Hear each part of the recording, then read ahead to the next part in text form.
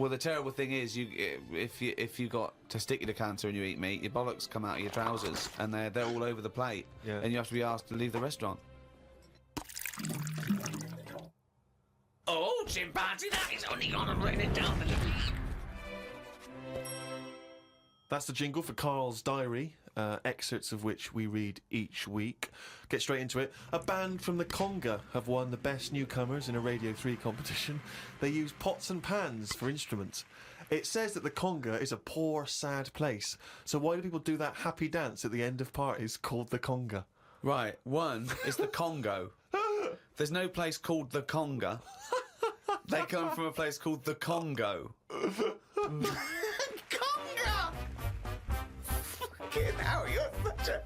Met Suzanne at Euston Station. I said I would sort out the tea tonight, so I called the curry house. The fella couldn't understand me. I asked for 2 poppadoms. He kept saying, how many? I kept saying 2. He still couldn't understand. I said 1 more than 1. He understood. When we picked up the food and took it home, there were 5 poppadoms in the bag. Oh, God! Oh, God. There is a restaurant somewhere that sells knobs to eat. No, there's not. There is. No, there's not. No, there is. It says that women can't eat too many of them, and if you want a seal's knob for dinner, you have to book in advance. Right, it's gobbledygook. This is the ramblings of a madman again. It's a trend, he writes. It won't last long. It'll be like hummus. Called Ricky and asked what the difference is between the mind and the brain. Yeah, he did. That's a hell of a phone call to get. Unbelievable. Unbelievable. Ricky did explain, but I can't remember what he said. I wondered at what age you are when the mind kicks in. Okay. Ricky changed the subject and said there is an island called Spider Island. There's nothing but spiders on it. A bloke went to visit the island and said there was 1,000 types of spider in one tree. What do you think about that? What do you think of an island that's just full of spiders? I don't know, because you need spiders. I don't know what they do, but they say a world without spiders, like, wouldn't be good. But they sort of do something. There's something about if you did get rid of them all, it would have an effect. Well, of course it would. Get rid of anything, it'd have an effect. Not everything, though. Like I've said, jellyfish and what have you. Well, no. It's 97% water or something. Yeah. So how much are they doing? Just give them another 3%, make them water. And that's more useful. Give them another 3% and make them water. Oh, God. Went into the gadget shop today. It's full of stuff that we don't need. Gadget used to be a good word that made you think of James Bond with all his gadgets. The best thing I could find in the shop was a clock that ran on potatoes. We are definitely going backwards. I agree. Well, who cares about that? A little electrical impulse, so what? Had a night out with old schoolmate. Found out about more of the other lads I went to school with. One is living underground. What do you mean living underground? Not like a mole. Do you mean he's got a basement, or do you mean he digs a hole every night? My mate went to visit him and he said it had been raining really heavily and that, and it's all the rain's running in. What do you mean he went to visit him? He went down here? What's that? That's an hole in the ground. Yeah, come in. He just said, oh, come round to us, and he's living underground. What do you mean he's living underground? He's happy down there. He said it was really muddy and what have you. He said he won't be going back to visit him. I believe this, though. I believe someone he went to school with now lives in a hole. That doesn't shock me. You spent far too long with him, if that, now you're just happy to accept. I totally accept that. I'd be surprised if I walked round where he lived that there weren't more people living in holes. His dad wanted to throw his budgie on the fire. True. His budgie died, his dad said, let's throw it on the fire. I mean, his mum, what did your mum do? She just was worried about the other bird that was left, so she made it a bit of company by getting a rock, getting a feather off the dead budgie, sticking it on the rock, putting it in the cage. So, a man living in a hole is not that bizarre. Right, carry on. Watched a film about Hitler. Didn't watch all of it as it was subtitled. Can't be doing with that. Asked Suzanne if cinemas are full of deaf people when they're showing subtitled films. She said, shh, I'm trying to watch it. I said, what do you mean, shh? It's subtitled. I can make as much noise as I want. Yeah. She's a lucky, lucky woman. You must be a joy to watch a subtitled film. I mean, the concentration is up there already. It's not as easy as when you're hearing it, because you read things, but it's possible. If you had a buffoon going, I'm just going to sit here and make as much noise as I want, what's the point of that? Yeah. Do that in a cinema. Just walk into a subtitled film and go, right, everybody, let's all do the Congo. We're having our bathroom done. The bathroom man was round at 9 this morning. We weren't allowed to use the shower because it all had to be bone dry before we could use his waterproof filler. Not that waterproof then. Went for a brew with Ricky. We talked about monkeys and how they are closer to humans than they are to apes, and how bees will drink cider to get off their heads. Now and again there is a bee that lets the drinking get in the way of the work, and other bees sting it to death. Blimey. Yeah, well, there are bees. They love a drink, and they will drink pure alcohol. They love getting off it, and they fall down and they're drunk, right? But some bees get addicted in the same sort of percentage. It's human addiction. Like 10% of bees, they can't get enough of it. They take ethanol, they take cider apples and that, and then when they get back to the hive, they go in a bit pissed, and they've got guard bees, and they go, "Come on, we've all had a drink." Bouncers. Yeah. They sort of are, right? And they push them away, and they push them away again. Then the next time they go, right, I've had enough. And they give it a good hiding. And Karl couldn't get over this. I saw his face, but I knew that he was thinking of that bee with sort of like eyes rolling around his head, a little bit belligerent with his jacket on backwards. Yeah. And the bouncer going, come on, son, we've all had enough. Let's move away, Yeah. move away. You're not coming in, right? You're wearing trainers. Yeah, you're wearing 3 pairs of trainers, and I'm sick of it, But what I did find out, because I went home and went on the computer trying to find out about drunk bees knocking about, they're not actually meant to fly. It's only because they don't know. Fly. Well, no, but they're if they were told that you're not actually designed to fly, they wouldn't bother. No, this is that thing that goes around that aerodynamically, on the face of it, looking at the size of the wings and the body proportions and everything, that it's a surprise that they can fly. Okay, it's not that no one's ever told them they can't, and as soon as someone tells me not meant to fly, they all fall out of the sky going, "Oh, what are we doing?" Like in a cartoon. No, but it's something about the confidence and that. At the moment, nobody's saying. It's nothing to do with the confidence. There is no such thing as confidence in bees. A bee never loses its nerve. That's not why it drinks. Because what are you drinking for? I'm just not confident anymore. There's no point to turn to the bottle. I can't go up there again. You're an idiot. Yeah, don't worry then. Good. The camera's on you as well. Yes, it's not rolling though. Oh, it's not? So Okay. that's a bonus. Why not? So your answer's not here. They will be They, visible or not? you'll be able to hear them, but not see Okay, me. all right, fine. Nobody needs to see this. Sorry, Kate, do you mind sitting next? That's all right. No, it's all right. Thank you. Is this all right? Good. Right, yeah, we're running. I'm happy we're rolling. So, Karl, against all odds and despite a fair few of your efforts, you are now a much-loved TV presenter, hugely popular. Millions of people love you. How are you coping with the fame element? There isn't. I don't know what it is. I mean, nothing's changed. Apart from car insurance going up, and just being able to get a bargain in a shop. If you want to knock the price down, you can't do that once you're sort of known. People go, "You made of money." I'm not. You can use this. That's the exclusives for you. I'm not made of money.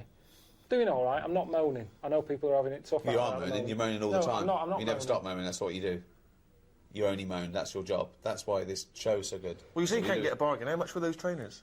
Only 45 pence. 45 pence. In right, Africa. In Africa. That's what he gave. But look That's how what far he he had gave to to go. someone who was selling some trainers in Africa. Could have given them 50p. He was over the moon with that. Ricky and Steve, you knew him before he was famous. Has his head, while remaining obviously perfectly spherical, got any larger? No, not at all. No, I suppose he's got slightly more militant in his old age. But that's funny because now we're coming up with things so extreme, so dangerous, so ridiculous, so annoying, but he won't back down because he doesn't want to give me the satisfaction of failing. So this second series is incredible. I mean, he's doing things that I never thought he'd ever do, or we'd get him to do, but he does them, and yeah, it's quite remarkable. like you were saying earlier, if we put some weird food down in front of you, you just eat it defiantly now because you don't want to give us. Yeah, Yeah. not a problem. Nothing matters. He shows that people worry about the silliest things in the world. That's what's changed. I can eat anything. Which is weird. Yeah, I can eat anything. So if it does all go tits up and I don't do a third series and I spend all my money, I know I'll survive. Because now, if I'm homeless, anything that's crawling about, I'll have it. Could you eat a knob at night now? I wish I never said that, honestly. It's the one thing I ate. What was it that David Baddiel said that time? When you were saying we were having dinner and Carl was round and David Baddiel was round and Carl was going, I've done nothing. He's just on the radio, he said nothing. And David Baddiel went, no, you did that song, Knob at Night. Oh. Yeah, that's how I still feel. I don't feel like I've achieved anything that I'm really, really proud of. I would have done with this if it wasn't called Idiot Abroad, I think. But that's just a little bit of... You've tainted it a little bit. But it's an ironic title, you're not Yeah, I an idiot. don't like it, though. Carl, I don't like it. Carl, you're a genius. And I wanted to change it, and then Sky bosses are going, oh, it's established, we've got to stick with it. Why?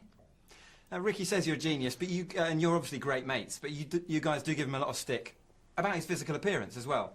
Just from that particular screening, little bald Wookie.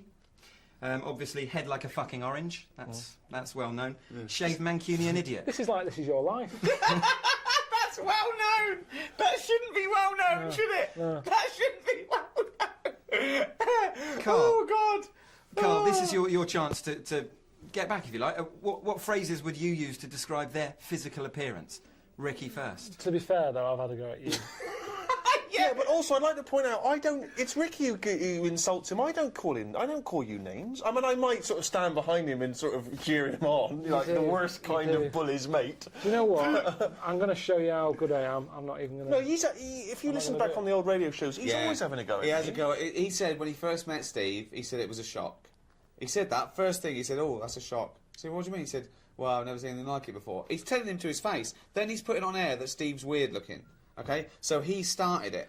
But, like, in the same way that you've sent me on these trips to make me stronger, I think me saying that has done himself up a bit. He has. No, he's Oh, look at you. Yeah. So, in a way, you've made me a better person. He went from a weird little goggle-eyed freak to sort of Clint Eastwood. Yeah. God, I suppose I have in a way. Thanks, mate. hang on, Hang on, what was that picture from that used to be on the notice board in the kitchen at XFM? That was your Steve? favourite, wasn't it? It's the weirdest picture of you. It was from The Guardian, and you know when they use the wide-angle lens to get everything in, you were on the edge of it, so your head was really distorted. It looked like someone had picked up Stephen Hawking by the legs and whacked him against a wall. It was really weird. Yeah, yeah. And he loved it. He used to go past to go and look at Steve. Hey, listen, we were both in the Heat magazine Weird Crush. How'd you get on? He won. He came number Did one. he win? He won. Yeah. I didn't even win, you see, so I got to hand it to Carl. Yeah. I No, lost it's out better to- though. Who did I lose out to? No, him. So he's No, weird. it wasn't the than you. same. No, it was year. different years. Oh, was it? Wow. Yeah. Ricky, should go for you're rear getting of away the with unit. murder here, though. A goggle-eyed freak, their head like a fucking orange. Carl, give him both barrels. What phrase could you use to have a go at Ricky? Have I ever lost it with you? Pretty Done perfect, that? isn't I? I'm pretty perfect. No, I don't. I'm I don't smart, think I'm I'd funny, sort of go with good-looking, nice. with names. Sort of I'll philosopher. sort of go, you fucking knob. I don't think you can use that on ITN, but it's more that for me. I don't pick Well, they can. animals. They make a special exception for me. They allow someone to call me a fucking knob. It's the only thing they said. Can you It's remember? actually handed down on parchment. Thou shalt not say fucking knob Not censor. unless it's against Ricky Gervais, the fucking knob. When have I lost it with you and sort of got annoyed and You told you haven't. something? You haven't. You wanted me to call off the poster campaign. When I made that poster campaign, I said around the world, and there was everyone putting up posters of Karl Pilkington, world's roundest head. Yeah, And you asked me to stop it. yeah. That's it. Yeah. You thought it was demeaning. Couple of quick ones. If you guys had cast Carl as a character in The Office back in the day, who or what would he have been? Sorry, I hope you don't mind me What? talking about you like that. Cool, what would he have been? Wow. What? What would he have been? What would he have been? I mean, what am I meant to say? A bowling ball? What? Well, One of funnily Keith's enough, bollocks. it's what? It's bollocks. Well, his mum phoned him up and said, saw you on telly the other night. She thought he was in the office. It was just a bald bloke fixing my computer. He's going, no, it was you. He's going, it wasn't me. I'd know if I was in the office or not. Yeah. That is the sort of job I would imagine you would be doing, though. You'd be fixing something, wouldn't you? I'd probably be Maintenance quite happy work. with it. Sorting some problem out in the lavatories. Sort of quite a manual job, I reckon. Yeah. Maybe a courier that you come in. Helmets on. Yeah, but don't it's see a the face. perfectly round. He wears a pink helmet, and they don't see the difference when he takes it off. I've got to wrap up, but very finally, I don't know if you mind, I'm getting married next year, and wondered if you wouldn't mind giving a message or saying why you can't be there or something.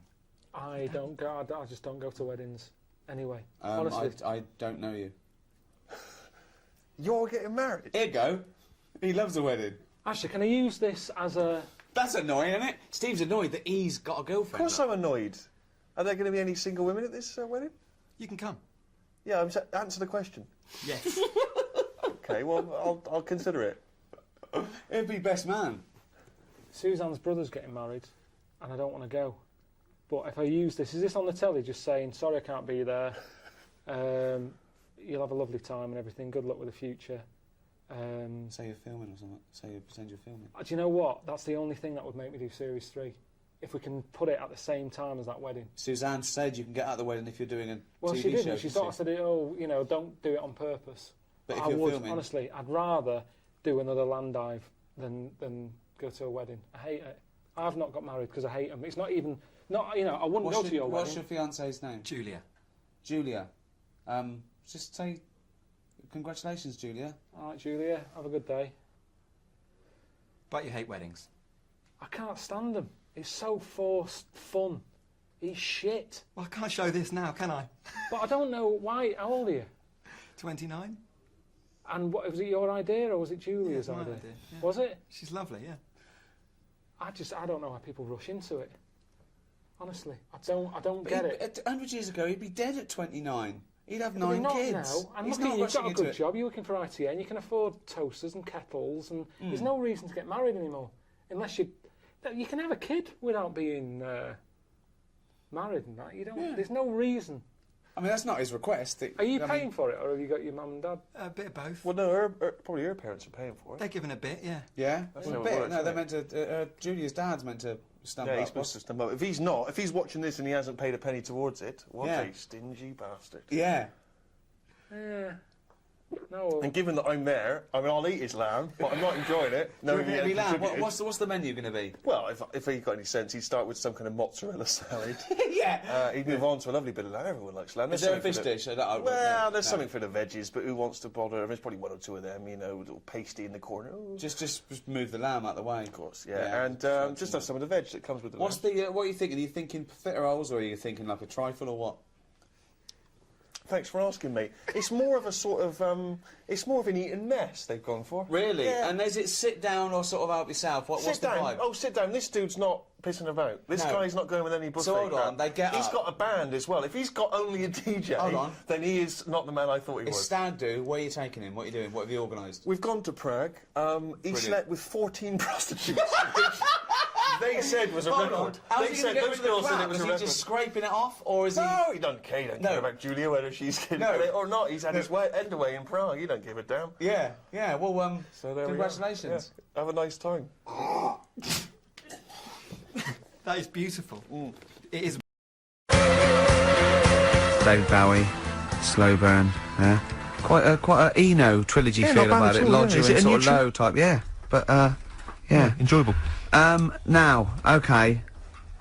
That's stressful, isn't it? I think we've got things working now. We've had people coming in and out, just shaking their head going, shouldn't have bought that desk. But it's all sorted now, I think. And You notice how I'm it took sorry. about What? 25 minutes for them to come down as well, though? Do you feel like we're maybe quite low in the pecking order in the building? Definitely. You know, it's like Capital First, Capital Gold. They can shoot off to other sort of pirate stations, Yeah. people's car radios, then they come back here. Oh dear.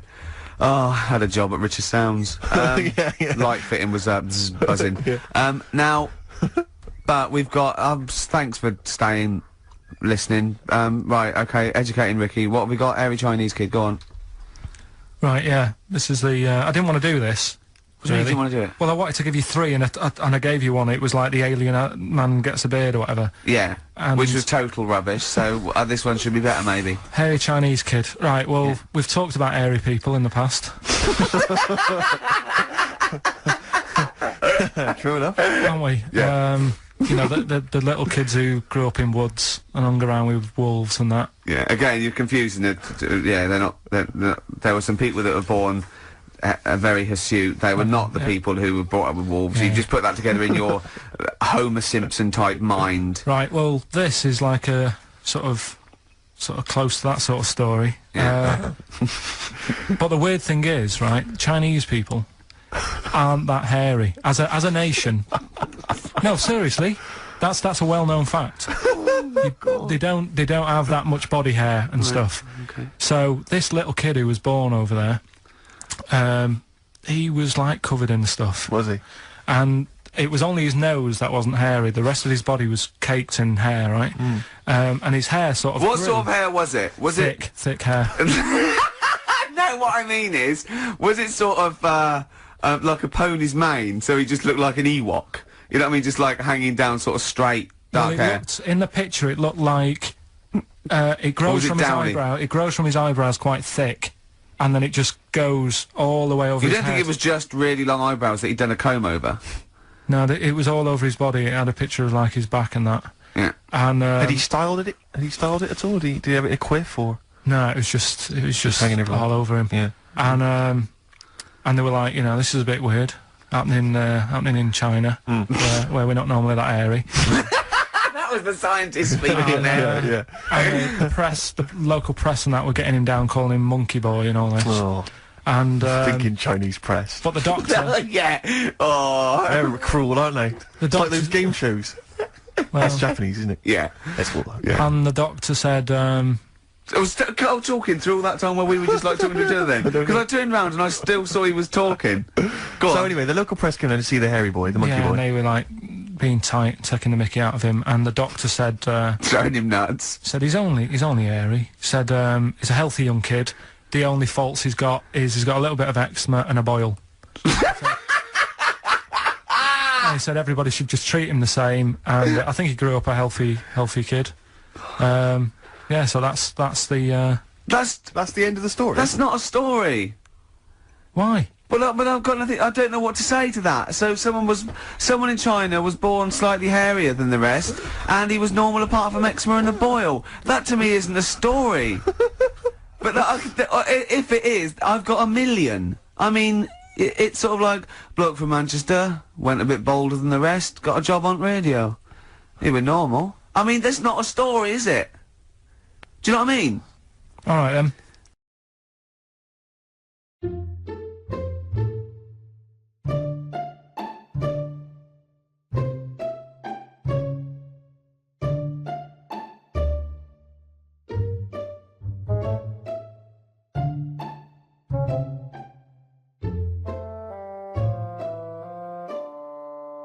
So you do the big topics, you're like happiness, death, and the first one is marriage and sex and women and all of that. And you meet this guy in Nevada. His name's Vinny, and he's a pickup artist. I mean, he's not after long-term relationship. No. He's after, you know, that every night. But for me, that seems like a nightmare for me. I've never been like that. If you hadn't met Suzanne at that moment, and you had been like this bloke and needing advice about how to meet women. I'd rather not bother. No. It's too much effort. And I think as soon as you've got to put a lot of effort in, I think what's the point? I think you've got to be really at ease. I mean, I've been with Suzanne for 20 years, and some would say, you know, we've got a bit too lackadaisical. Yeah. You know, leaving the toilet door open, or, you know, there's just nothing there. We know each other that well. Do you go to the toilet in front of each other? What I mean is, I don't say I'm going, do you want to come and watch? Right. But what I mean is, I don't bother locking the door and sort of wondering about noises and stuff. Okay. Because we've been together for ages, Right. and we know that's what goes on. Right. I want to read out this bit. In the next page, where you're still talking about this guy, you say, don't get me wrong, the sex thing, it's all right, but I'm not a great believer in going at it all night. Get it done, go to sleep, it's not something you should drag out. I think everything needs to have an end, and if the end seems far away, I never watched Lost for the same reason. Sopranos box set. I really like it, but it's massive.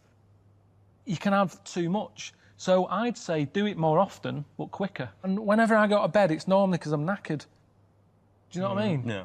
By the time I get up there, and we've got a cat now, so that delays things anyway.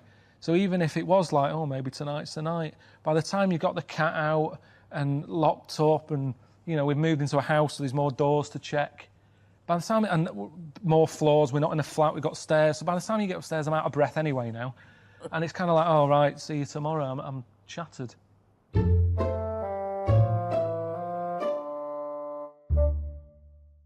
A lot of people having a good deal of fun, including these two gents, Russell Brand and Ricky Gervais. Try and behave yourself, gentlemen, if you can. Do that again and do the names. No, I'm not doing it again. That's fine. Like he's Russell Brand, I'm Ricky Gervais. I think people can work Deck. this out. Yeah. I think people can work it out. The short one and the tall one, so don't worry about that. Now, as far as you're concerned... Which is which? I don't know, I haven't worked that out yet. As far as you're concerned... That's his attack. That's his first attack on you, Ricky. Oh, What's he going yeah. to say about me? Hiatus. Okay, should we talk about something else now? Yeah, go on. Okay, Other than climate you. change, all right? Okay. Are you here tonight just to enjoy the content? I'm and not here obviously tonight. To do the job? I'm You're not even here tonight. He is. This is He live. is. This is pre-recorded. Right, okay. Well, this is all going horribly wrong. You isn't asked it? us. I know. I did warn I'm you. regretting it now. I'm Yeah. regretting it now. No, it's a Climate it's a change. pleasure to be here, and everyone here is an absolute professional. Except him. He's a shambles. Are you drunk? Not yet, not yet. Now, climate change then. You know, is it something that you're interested in, or are you just here for the booze? He's not holding that microphone. Perched. I should tell you what his other hand's doing. All right, no, never mind. Look, it's holding this, so don't worry about that. Don't believe everything you hear from this man. So I'll ask you, climate change. Is it something you think seriously about? You're the preferable one. Right, Imagine then. that. Someone Yeah, would you've got rather talk to you than someone else. This Go is on. quite a mark on your character that he's turned to me. Yeah, I do, of course I care about climate change. Now, as individuals, we can do an awful lot. You, for example, you're going to have to change the way you're living your lifestyle. Don't look all cynical. And how do you know I live? How do you know how I live my lifestyle? No, look, the It's idiot. important. It's He don't like care I go about around nothing. killing turtles for a laugh. He does do that. So climate change and my lifestyle. Your lifestyle, particularly the way you turned up here on a jet bike, making women pregnant on his team just for a jolly. That was a vicious rumour. You're like a modern-day Jack the Ripper, you are. Right, thank you for that. Oh, that's... Okay, bring back Keane.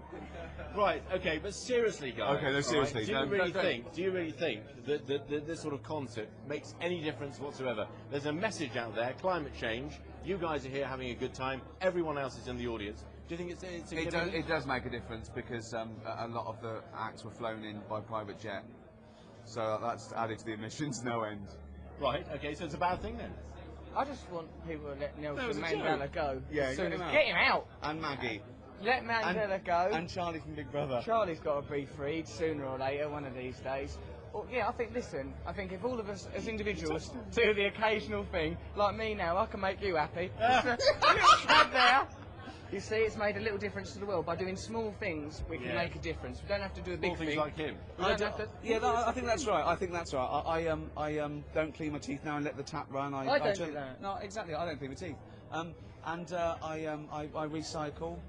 But I don't. Do you find it hard walking through busy built-up areas now? We have to have a car with blacked-out windows, don't we? And that adds to it. I used to walk Right, well, you everywhere. have to walk everywhere. Go on rollerblades or something. Yeah, now they shout, "Do the dance." To you, which is weird. And I can't do the dance, you know. Of course you can. Go on. I'm not No, really no. well. If it comes to that point, I think it's been a grim afternoon here at Wembley if I find myself doing that dance. Crikey. I think I've actually had enough of all this now. I can't get any sense out of these two at all. Good, Well, listen, solid. thank you for joining us here on Sky News. You've been an absolute pleasure to talk to. Now say the truth. Turn the light off. Back to you in the studio. It's something, when I was looking on the web, found something out. Go on. It's a story about a woman who had a baby. Who had a baby. What are you talking about? What? A woman Yeah. who had a baby who was having a baby. It was no clearer when you repeated it. There was a woman who had a baby who had a baby. What do you mean? No, I didn't read any more into it because I just saw You that and I didn't read thought, it? What? that's weird. And then I just was thinking, oh, like, imagine the kid at school at parents' evening. Go on. And it's like, well, your When kid's they're pretty both good. 10. Now let's have a look at your work, sort of thing. But what? Did the child have a baby? Yeah. Of course it didn't! Play record.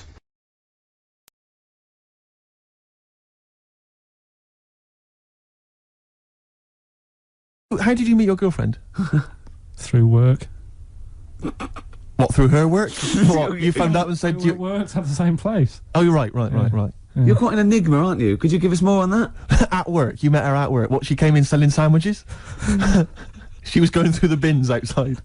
What do you mean you met her Why at are you work? having an attack on me? You're the one who's sad and lonely. Oh, he's done you again. He's done you Yeah, but what I thought was interesting was I just scratched at him and he just went mental. Yeah, no, it's like a bear caught in a trap. It's funny, isn't it? You'll never learn. No, I was just interested to find out what the story was, because it might be a really romantic story. Well, it's not. All right, jeez. I love the fact he doesn't want to talk about his love affair. I was thinking about you in the week, and like, does it worry you? I mean, you sort of joke about it now, and we're talking about it in the office, you know, like, oh, is Steve really touchy about the way he looks? And, oh, what's this? Where's that come from? He's done it again. He's done you again. I was walking home the other night, and I was thinking about it. And do you worry that when you're old, you will be on your own? You did start it though, didn't you? Well, Carl, I'm glad you brought this up. Because I mean, for me, you know, a lightweight, frothy entertainment show on XFM on a Saturday afternoon is exactly the place where I want to discuss the desperate, lonely future that's inevitably coming my way. Oh, God. Can you stay to the end this week, mate? Or Yeah. You don't need another holiday.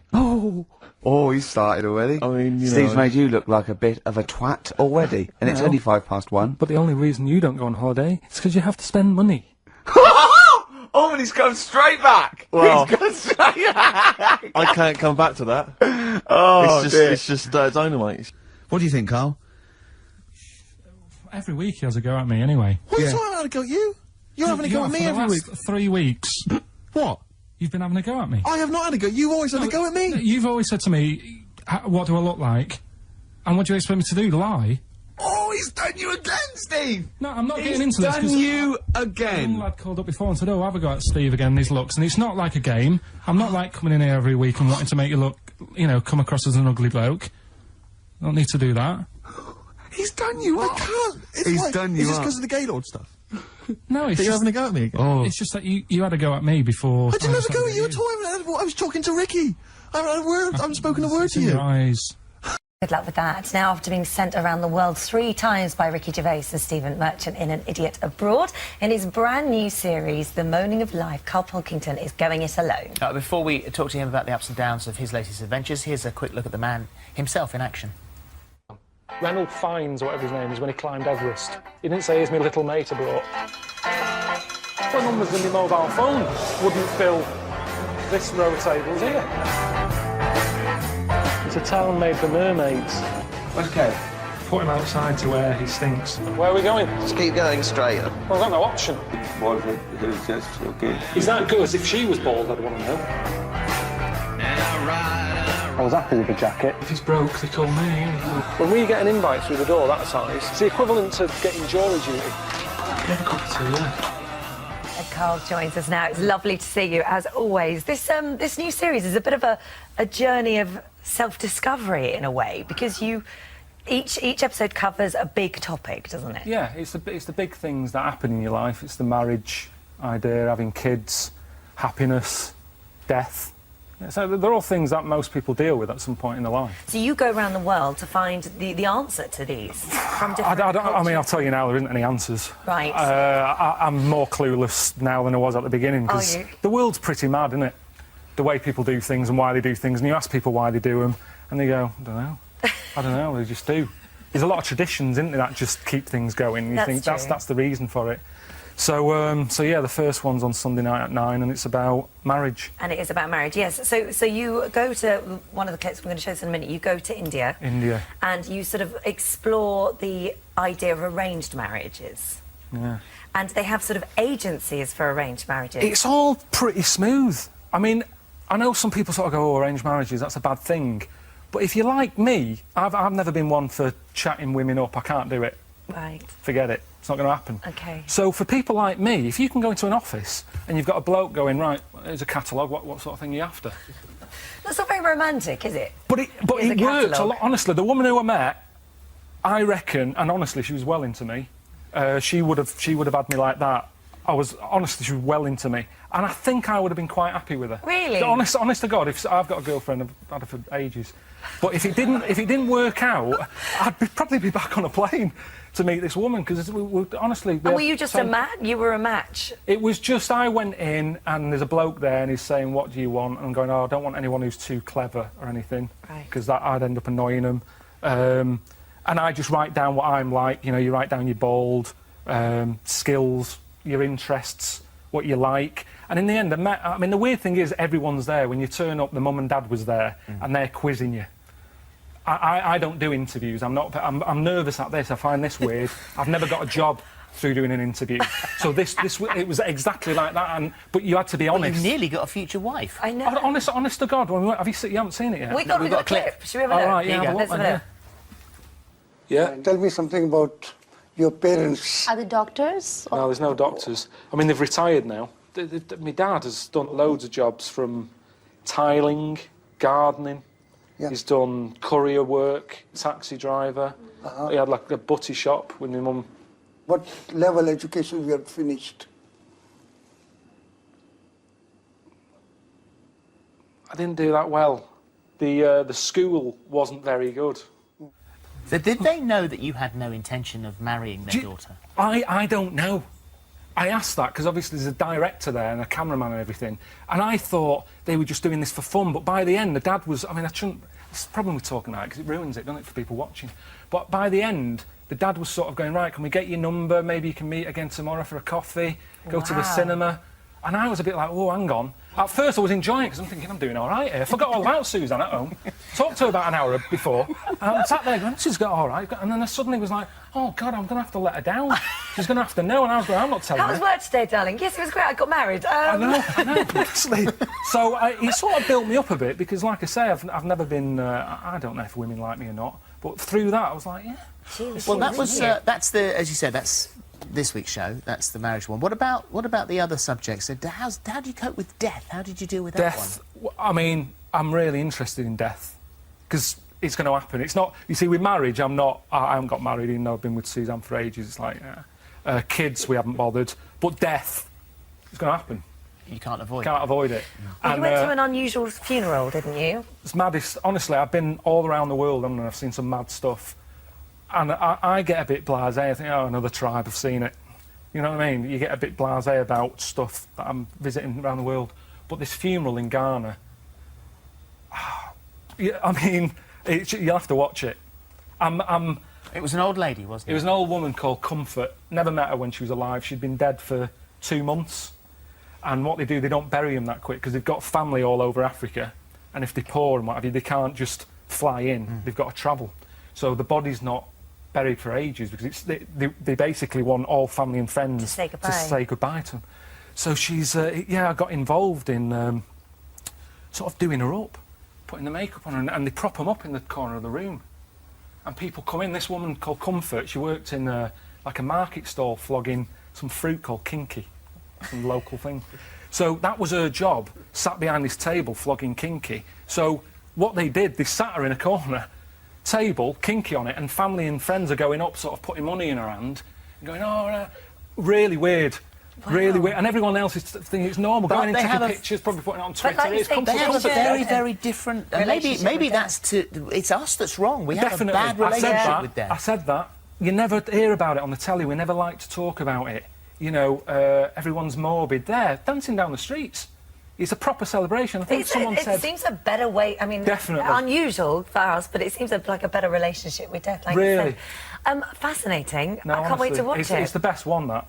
Yeah? Is it? Yeah, it's the last episode, but it's... You didn't miss Ricky and Stephen? No. No. Because I suppose the hotels were better. Definitely. I mean, sometimes you're in places where it's just basic, but, you know, I mean, last time I was packing bottles of Domestos with me when they were sending me away, do you know what I mean? Whereas this time, if there was something half-decent, you know, with clean bedding, I'd be staying there. So I definitely enjoyed the trips more. I mean, I still don't like being away from home, but No, it's funny you keep taking these travelling jobs, isn't it? It's a job, innit? It is a job, you know. I'm sure you're sat there thinking, why are we talking to him again? But it's, No, you've got we to do love it. having you here. Look how much I wrote down to ask you. I know, me too. We have so much to So ask you. much. We've just scratched the surface. It's Us lovely having you here. Proving our point. The Moment of Life is Sunday. It's at 9 on Sky 1 and Sky 1 HD. And there's a book out as well for it again. Oh, okay. It's always marvellous. It's lovely Thank to see you. you. Thanks for having me on. It's a pleasure. Sue Hill's appealing for your help. Well, one thing Karl has been doing over the past few months is writing his diary. He's kept that up. I don't know what he's had to write about. All he's been doing is looking at moths and ants and bees and going for walks. But I'm sure it's all in the diary. So let's have a look at that. Oh, I don't believe it. He's only gone and written it down. We went to the park and had a brew. Suzanne read the paper while I played with a ladybird. I mean, it's like a child, isn't it? It is like what a child would do. Suzanne read the paper while I played with the ladybird. His only friend is a beetle. It climbed up my arm. It struggled on me hairs. This is in detail, then? Yeah. It kept stopping every now and then and was rubbing its head with its right arm. It did it about 4 times and always used its right arm. It rested for about 5 minutes, then flew off. Sunday. Had a bit of a to-do with Suzanne because she wanted a lion today. I ate this. Once you're awake, you should get up. I got up and put the radio on really loud. She eventually got up. I told her insects don't have lions, so we shouldn't. Why are you obsessed with insects? You must be fucking unbearable to live with. You must be a nightmare. No, I've just started, because I've watched insects a lot, I don't want to keep going on about them because we're a bit insect heavy. But at the end of the day, if we copied insects, we wouldn't go far wrong. I don't know what you mean, though. 1 minute you're saying they're great, then the next minute you'll slag them off. Yeah, I'll slag some of them off if I don't know what they're doing, but because I've studied them a bit longer, I just think they do it right. You haven't studied them, though. He thinks he's like Darwin. But you just slagged them off again. Don't you think that insects are doing stuff? They're not. It goes there, then it goes back again. The ant was messing about, but only that one. The others were carrying stuff. That's what I'm saying. There's snidey ones in everything. In everything in the world, you get a hierarchy. Oh, long words! Ooh. The bookshelf was dusty, so Suzanne asked me to dust it if I get a minute. I ended up looking at every book. Just the spine. Yeah. Just for a few seconds each. Yeah. Didn't open them. I looked in the dictionary to see if the word dictionary would be in the dictionary. I didn't think they would bother with it being on the front page, but it was in the book as well. It's a good point, though, isn't it? No, it's not a good point, because you didn't tell us anything. Dictionary is in the dictionary. Well, of course it is. Well, why? If you go, how do you spell dictionary, you look at the spine and you go, oh, there it is, D-I-C-C, and all that. So what does dictionary mean? It's a book full of words, isn't it? That's what it means. All books are full of words, you idiot. How to spell them. And if you don't know what it is... No, it's not how to spell them. All right, then we'll... I'll just look up something. No. It's not a book full of words to tell us what... No. It's the meaning. Give us the definition of dictionary. Meaning. It's a book full of words if you want to know what the meanings are. But if you didn't know... Well, sorry, what was that sentence? Yeah, but what I'm saying is, if you didn't know that, then you wouldn't be looking in it, because you wouldn't know the book is about that. So, if you don't know the word dictionary and what it means, you wouldn't be looking at the dictionary, you'd be looking at an A to Z. Because you Why leave it out, though? Just because there's so many words in the world, I would have thought they wanted to cram as much as they can on a page, and if dictionary is already on the front... Is that why you suddenly used the word hierarchy for the first time ever? Did you find that in there? Did you see hierarchy in the dictionary? I feel that big word has pushed out about 26 other more useful ones. Yeah, well, Suzanne's been going on about me learning another language, but I sort of think your brain has only got so much room on it.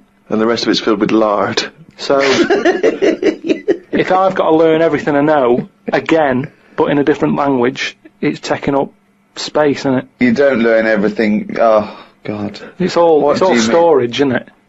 But you don't have to learn it again. You don't have to learn the concepts again. You're merely learning vocabulary. Do you know how many moves there are in the human brain? You don't worry, you won't use them all up. I feel that he has reached his capacity, though. Yeah. Well, you need another sort of... You need an update. You need some more memory. Woke up to some interesting news. It's good when this happens because it sets me up for the day ahead. If it's miserable news, it affects my day. It said on the news that they have found 2 new flies. Fucking hell, Maurice! insects. What have you done? Is that all you've done this summer? Bong. Trouble in the Middle East. Bong. 2 new flies found. Ladybird climbs up arm. They were found in the UK and they were found close to each other. Maybe this happened because they were different than the other flies and weren't expected to hang about together, so that's why they knocked about with each other. That would happen, wouldn't it? What do you mean? There's 2 new flies. What do you mean? Does it mean there are 2 new flies that are a different species? Yeah, 2 new species, and they found them close to each other, right? Yeah, but they didn't mean there was one of each. No. Yeah, they did. They found 2 different ones. No, they have. Seriously, I know that. That's right. That's a fact. So you've got, like, I don't know the names of them. They give them odd names, don't they? Well, say, call it A and Fly B, right? Yeah. Fly A, I don't know. Say that's orange. This is just... B. Fly B, yeah. No, this is painful. No, I'm just making it easy. But Fly B wears a little hat. It's got a little hat. All right, yeah, fine. Now, they found the orange one. I went, look at this over here. This is a bit weird. And they've gone, oh, that's a new species. Log it, whatever. And then the other one went, oh, keep your pen handy. Look at this one, it's got a hat on. So then they found them both within the same distance. I don't know what that sentence means. Keep going. They found them both within the same distance. But without interrupting him, let him finish this point. Let me just make one thing clear. Karl Pilkington just said they found them both within the same distance. Think of that! Don't know what it means, but go on, let him finish this point. So what I mean is, they weren't knocking about with other normal houseflies, because they were probably sort of going, oh, he's a bit weird. Leave it. Yeah, because the other one was also odd, they're hanging about with each other. Don't you understand that? Why is that such an odd concept? Because you think of it as like 2 little new kids in school. Yeah. They find out they're both new and they've got something in common. They're both goths, so they start hanging out together. Yeah. And this was on the news, was it? Yeah, just on the radio, yeah. I know if I look into that story, it would be 90% wrong. Bit tired today, because didn't get to sleep as early as I wanted due to a moth getting in the bedroom. Fuck me! I got it in a glass and looked at it for a bit and then let it go because Suzanne wanted to go to sleep. Looked up some interesting news. Some people dug up an old body in Ireland. Turns out it's well old and was here when dinosaurs were here.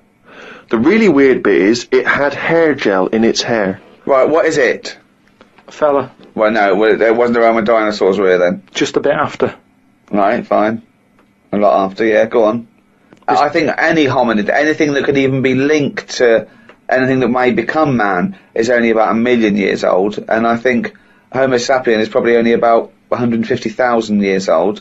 Dinosaurs are about 150 million to 250 million. Yeah, no, it's not the age bit, that's amazing. It's the fact of, there's a fella, won't have even had shoes on his feet. Right. And yet he was worried about his hairstyle. Right, well that's definitely not true either. This is unbelievable. Well, there was a man on the radio doing poetry, says Karl in his diary. I thought I'd have a go at doing a poem about today. Not really. Steve, I'm a little bit queasy. He hasn't really written a poem. He's written a small poem. No, he hasn't really. Yes. If moths had eyes... Fuck me! let me read the poem, okay? Oh, fuck. You wouldn't interrupt T.S. Eliot. Okay. Okay. If moths had eyes, would they be happier? How do they know they're not dead? Cavemen hunting for food, but not before they style the hair on their head. What would last longer in dinosaur times? A blind man didn't stand a chance. Not with all them rocks about. I'd rather be a blind moth. Right, it may be the greatest poem ever written. Just dissecting it briefly, you attempt to rhyme in the first 4 lines, but abandon the rhyming system in the last 3. Is there a creative decision for that? Can we have Karl read that? Sorry, means, yes. just you read it as you would like to. So this is, imagine this, right? Okay, this is going out all over the world. This podcast, and now Karl Pilkington, a new poet from Manchester, now living in London, England, would like to read a poem If moths had eyes, would they be happier? How do they know they're not dead? Cavemen hunting for food, but not before they style the hair on their head. What would last longer in dinosaur times? A blind man didn't stand a chance. Not with all them rocks about. I'd rather be a blind moth. He said it as though the last one was going to rhyme. He said it like it was going to rhyme. Oh, God. No, I it's think amazing. I think he feels as though the final line, I'd rather be a blind moth, is going to be one of those great, you know, a summation that somehow the moth is a metaphor, the caveman.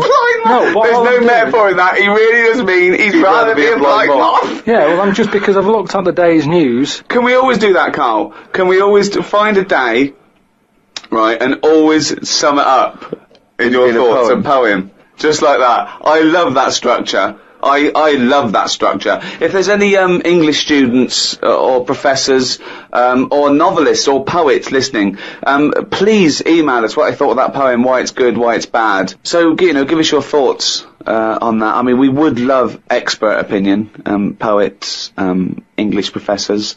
Just email us at podcast@rickygervais.com. Oh, he's only got to really down it. That's the jingle for Carl's diary. We have bacon and egg on toast. I'm eager to get through the brown sauce, as the bottle is too big to go in any cupboard, so it has to be left on the sideboard. So I had about 4 dollops of the stuff. I love it because, you know, that made it into the diary. He's concerned about the fact the brown sauce is too big, so he's rushing through it. I know, but I'm just saying the kitchen isn't that big, and it looks messy when you leave stuff out, doesn't it? And we've got this giant brown sauce bottle, and I don't want to chuck it away because that'd be a waste. So you're having brown sauce and everything, your cornflakes, yeah. in your tea. Yeah. A wasp got in the flat. You know trouble's brewing. It was massive, the biggest wasp ever. Suzanne asked me to get it out, but I wanted to take a picture of it first. I was getting my phone ready when it flew at me. I reckon the sting on it could have killed a kitten.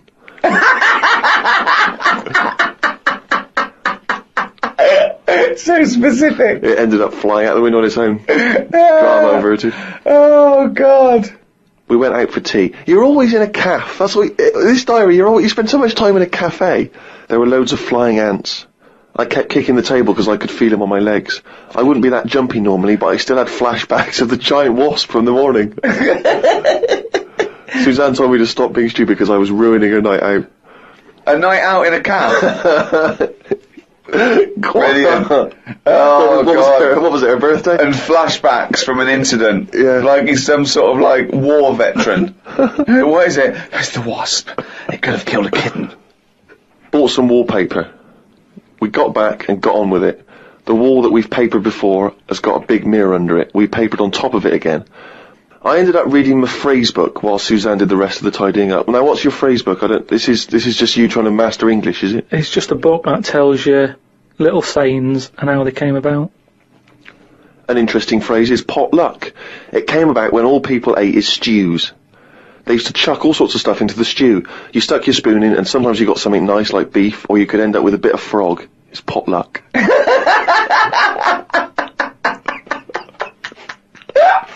Good, isn't it? That's what it said in the book, did it? A bit of frog.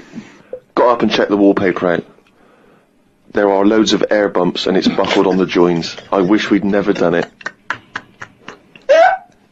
Suzanne said the washer was broke and it's out of its warranty. She called up the people who made it and they said it will cost £150 to fix. I don't know how they know that when they haven't even seen it. I want to smash it to bits and see what they can do for £150. So much anger. I want to smash it to bits. That'd be great, wouldn't it? 150, you sure? Come round. Yeah. And it's just like a cube that's been through one of those car crushers. Yeah. 150 quid, there's 150 quid, fix it. I watched the news and calmed down a bit, because there was a story about some Siamese twins who are having an operation. They've got 2 heads, 4 arms, 2 legs, 1 liver.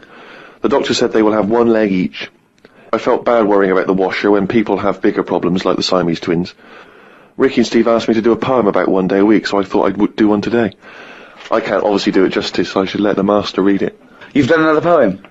Yeah, you said, just do one. If you have a day where you've had a lot of emotions. Well, I loved the poem, and so did the listeners, and I knew they would. So if you can do that every week, that'd be a joy for me. You can't force a poem, though. No, I know. A diary's easy to do because you just write down what you're doing.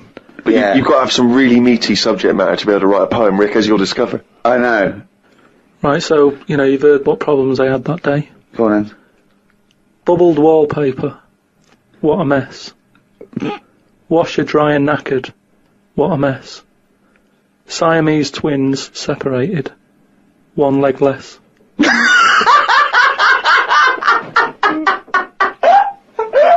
I don't know what rhyming scheme that is again. Oh, God. Oh, God. Oh.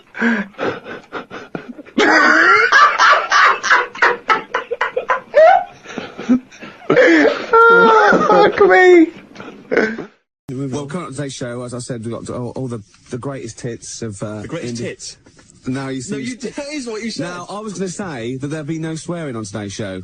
There was a lot... No, there's going to be none at all. No profanity or filth or anything like that on today's show. There was too much last week, and it's got to be stopped, seriously. What, the boss, was it? Is he really nobbling you? No, higher authority than him. Really? Yeah. What, the radio authority? No. They've been on to you? I'll tell you, the reason is because you just pushing it to last night. I'm not surprised. It was my mum. I've got to stop swearing. Well, it was her birthday, and I phoned her in the week, and she launched straight into it. I was well, listen to this. You taped your mum? Yeah, listen. Yep. Happy birthday.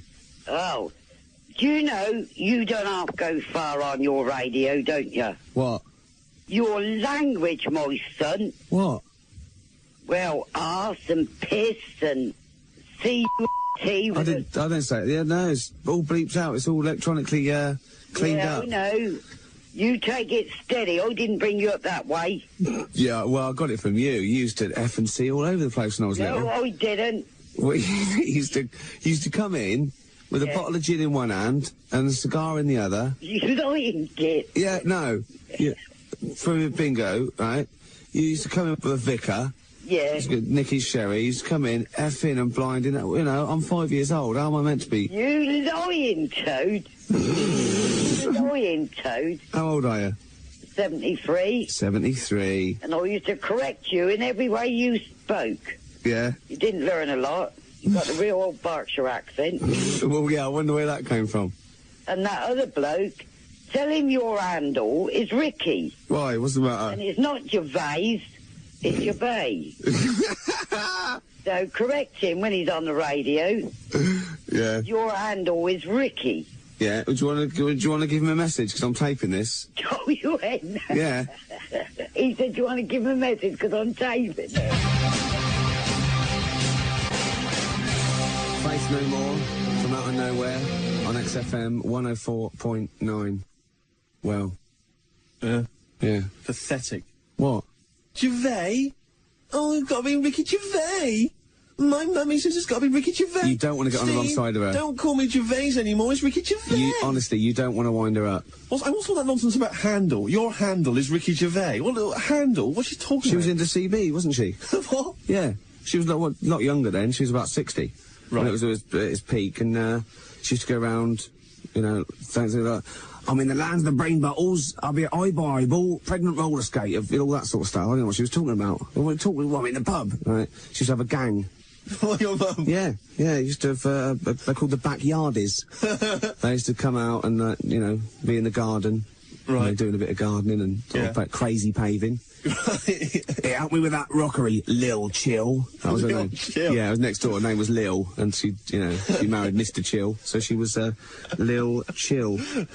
Yeah, honestly, you don't want to wind her up. We've got an ad break, then Radiohead, and then the second half of the call. You know why I'm scared of her after this. XFM. Yeah, I was funny, right, because I was in Crowley's show earlier. Gary Crowley. Have you heard of Gary Crowley? I don't know whether I have or not. Gary Crowley's a DJ. Oh. You better say yes, you have, because he's going to listen to this. I've heard of him, yeah. Yeah. What'd you think of him? Not bad. Oh. But listen, we've taped all your last 3 weeks. I'm just going to send it to Larry today. Yeah. For him to hear. Good. You go careful. You don't have to go near the bone. I bet you can't wait. You don't believe I'm going to play this, do you? Not if there's any swearing on there, you better not. Well, you wouldn't swear, would you? No. I never taught you to swear anyway. I used to correct you in everything you said and done. Yeah. Even to the teas in the water. You remember? And the teas in the butter. You've never had water? No. Unless it's mixed in with beer? No. Remember when you taught me to do the dustman's blow when you hold one nostril and blow it all out the others? You filthy animal. You taught me that. I did not. You used to come in and you used to, if I was naughty, you used to gob at me. Ian, I'm talking filthy. You know I couldn't do that because things like that makes me sick anyway. Yeah. I can't wait to play this on Sunday. No, and I won't wait to get up there and get you. Do us an ident. Say, Ricky Gervais is my son on XFM. Ricky Gervais is my son on XFM. 104.9. 104.9? Yeah. That's it. I think that's a nice Berkshire accent. Yeah. Yeah. Right, okay then, 73. Yeah, don't tell everybody. They all want to join in. Yeah. All right then. Well, I'll, Right. 73. And you go careful what you're saying. All right then. Right. See you later. Cheerio. Bye. So, no swearing, Steve, yeah?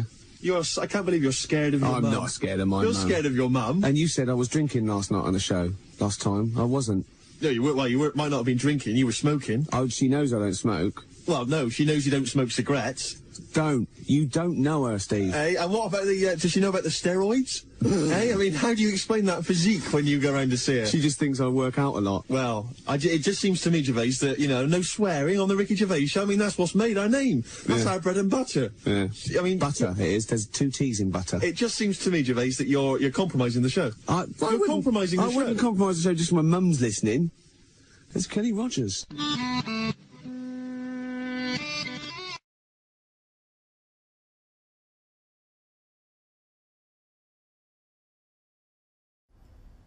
Hi, I'm Ricky Gervais, with me Stephen Merchant. Hello. And the little round-headed buffoon, that is Karl Pilkington. We're here to ask you to donate generously to Comic Relief. Karl, thoughts? Good cause? I don't want to put it down, but... No, it's just every year. If I was watching this at home, it's kind of like, here we go again. That's all I'm saying. Right. If you want to give. If my dad's watching this at home now, he'll go home. It's not tonight, is it? He hates tonight. My mum gets annoyed because EastEnders isn't on. It changes the schedule.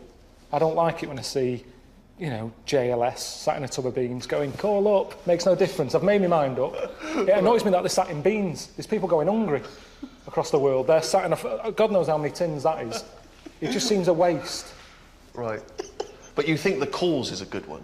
But it's every year. So I think people sort of go, oh, not again. How many times, if you had a mate who kept saying to you, you couldn't lend us a tenner, could you? How many times do you go, right, OK, this is the last time. We keep giving you money every year.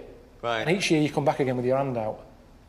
How long are we going to keep doing this? That's what you feel about Richard Curtis, who's behind Comic Relief. Well, Richard Curtis, I never see him doing the bad stuff. He's never out there, is he? He gets all his mates to do it. Look at this I've arranged. Meanwhile, he's at home. I've never seen him in the thick of it. No. Lenny Henry, he's out there all the time. Yeah. He's good. But Curtis, I bet people at home watching this haven't got a clue about Richard Curtis. And yet he's the one who's going to get the knighted. Is he? What? Definitely. Inevitably, yeah. Definitely. I'd love it to mean something these days. I go, well, you've made a Knight of the Realm. And he goes, oh, brilliant. And I go, right, here's the suit of armour. Get on that horse. We're fighting the French. Let's see his face then. Yeah. Straight back onto Lenny Henry again.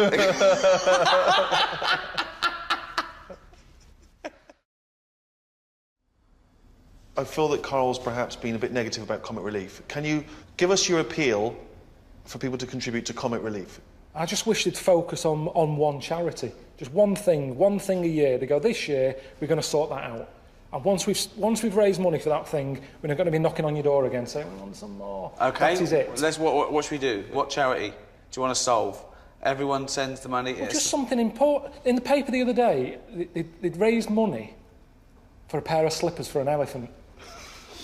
Right, now, why? I love elephants, yeah. But it annoyed me. This picture there, 500 quid it was for a pair of slippers. Why? Because he doesn't want to stomp around the house in his shoes. We can't say that. Exactly. And sometimes he wears them over to the newsagent. You shouldn't go out in slippers. I have for shoes in the house. Right. And then that's what happens. It will nip out with them on. Then next year, the elephant needs slippers again. And out again. In the street, there's always people. London, it's a nightmare.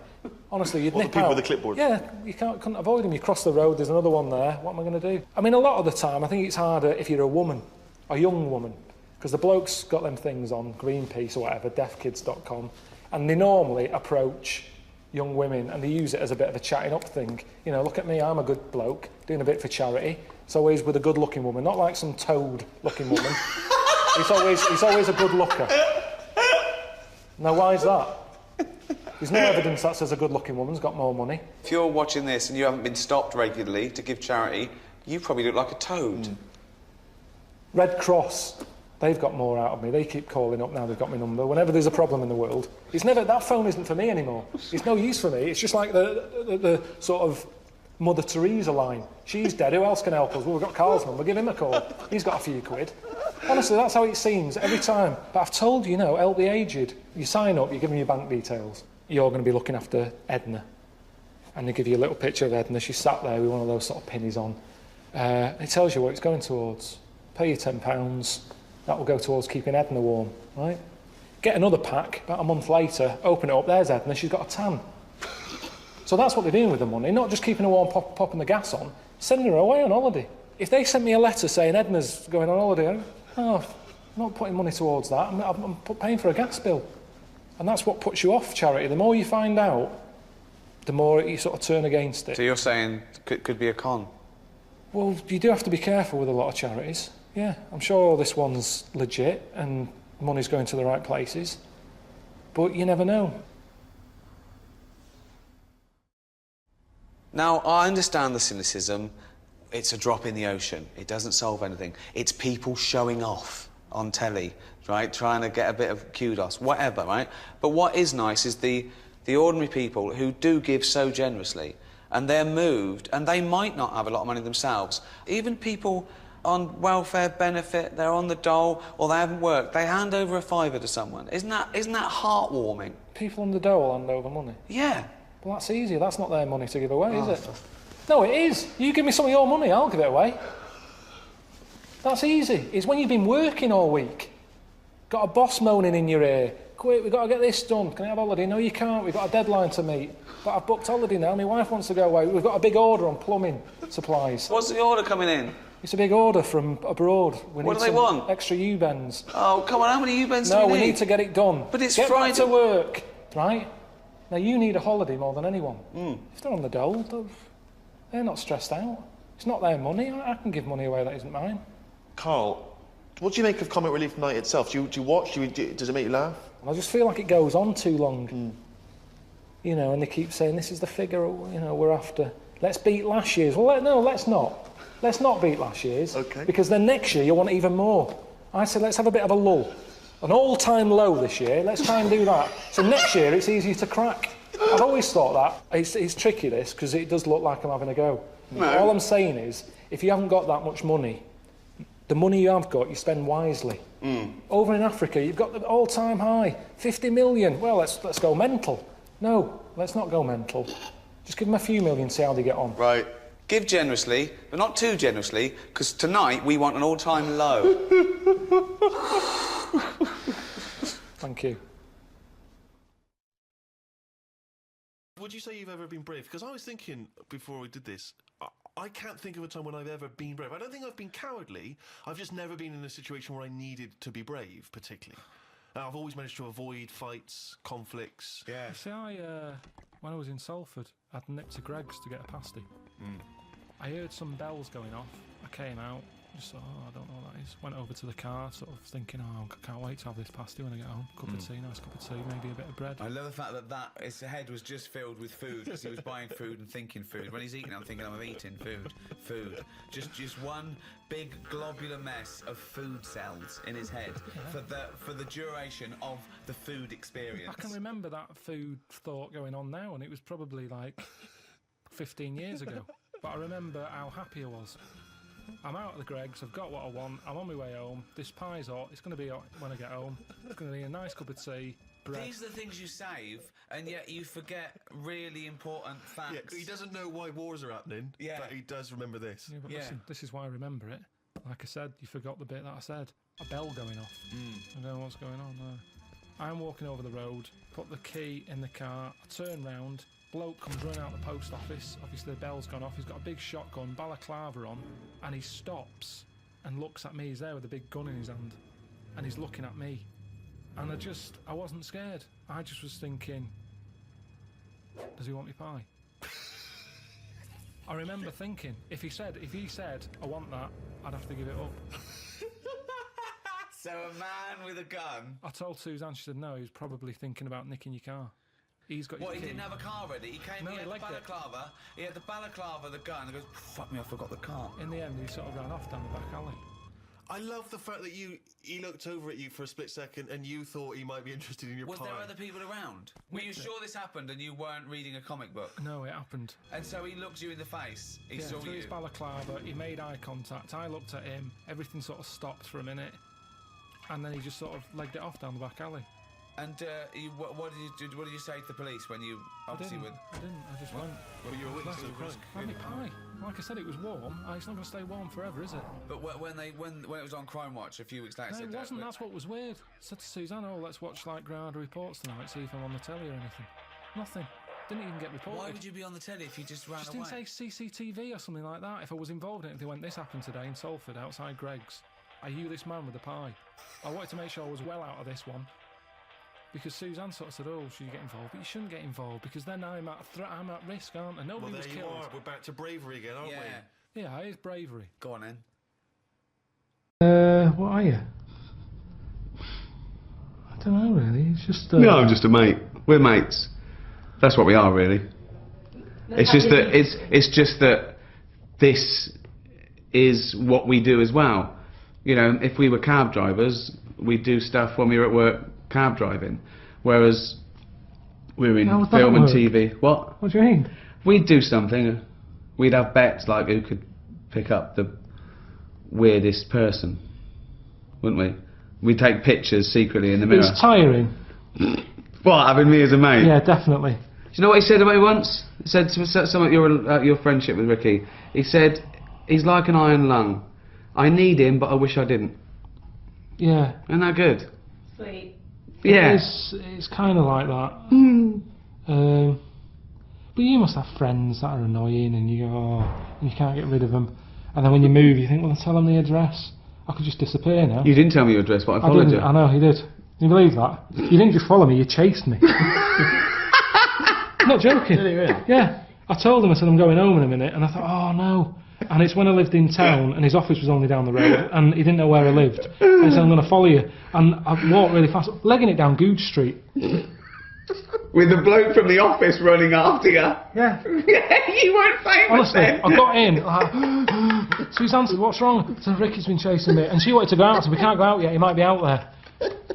That's weird, isn't it? It is weird. Yeah, that is weird. I'm not a champion of Rockbusters, as you know, but I think it's overstayed its welcome. But I'm Well, I think Carl's just giving the fans what they want here. Okay. It's a popular thing, isn't it? Got some good prizes. The press are behind it. Let me tell you what the prizes are. It's a dance music compilation, Cream Trance Anthems 2003. We play a lot of trance on the station. I put that on quite a lot and danced to it myself. There's the original motion picture soundtrack to the forthcoming film adaptation. When you've seen the film, I'm sure that will mean more to you. You like that, don't you? It's a good movie, yeah. Nicolas Cage playing himself and a twin brother. And it's written by Spike, it's directed by Spike Jonze. Joined at the, what? No, they're not joined at the hip at all, or at the face. And we've also got the best one-hit wonders album in the world ever. What have we got on there? We've got things like The Crazy World of Arthur Brown, brilliant.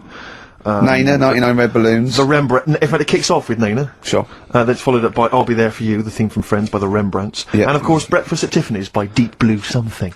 Brilliant. Deep Blue Something. Is that the worst name ever? I think it possibly is. No, Sixpence None the Richer. Sixpence None the Richer. That's a pretty bad name. Okay, again, I know we've got a lot of chill-out fans who listen to us, so the best chill-out album ever. Yeah. Bear in mind, of course, all these prizes collated by Carl from, I guess, people's drawers. Yeah, looking in a drawer.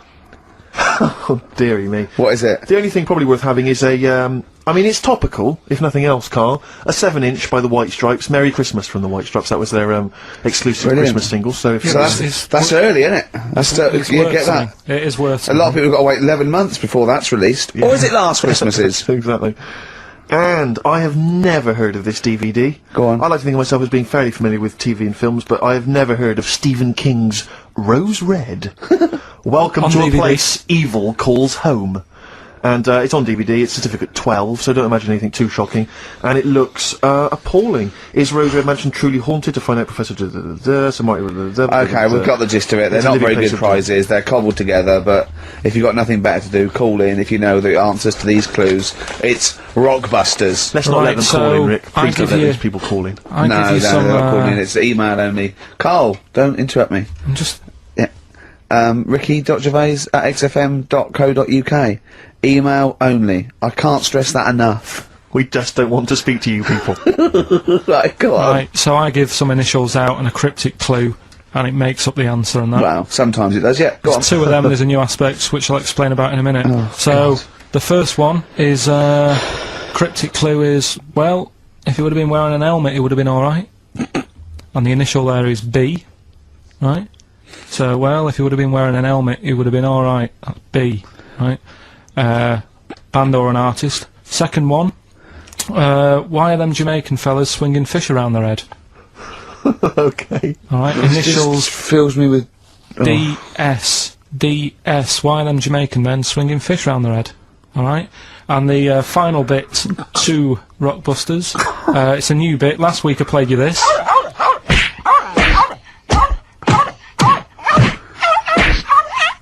His face goes along with it. That's someone beating up a dog. That was Smack My Bitch Up, right? So, here's some sound effects and that, and they make up a song. I can listen to him talk Hang on, all day. let's have a listen to the effects.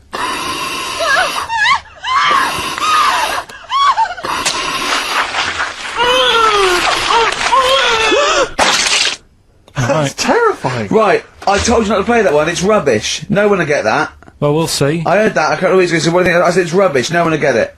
No, it's not the one you think it is. Ah, right. So, email in, ricky.gervais@xfm.co.uk and you win that stuff. I'm a little bit confused. I'm here. I've heard what you're saying. We've discussed this in the past. I don't know what's happening. What's that? Is that a clue? That's a cryptic clue. That's screaming to a song, is it? To do with screaming. Well, don't say it. So it should stand up by itself. Don't give him any clue. Hang on a sec. So this is the name of a song. It's not a band or an artist. Yeah, the sound effect. So the first two are bands or artists, and the last one is the name of the song. I said we should abandon this. Okay, right. Do the question. Do the questions and the answers. And if I think that it's either too hard or ungettable because it's stupid, we're binning it. Right. I thought we'd already been. I'm annoyed that. Right, come on. Do what was do it quickly. The first one was, well, if he would have been wearing an helmet, it would have been alright. Right, what's the answer? That was B. What's the answer? Bust head. Right, that works. All right. Busted. That's fair enough. Did anyone get that? I assume some people got. No. People have given up, Rick. People aren't even bothering to contribute. Right, what's the next one? They've just ignored it like it never happened. Busted. Second Busted. one. Busted. Why are them Jamaican men swinging fish around their head? Go on. That was DS. Yeah. 70s band, Trout Spinners.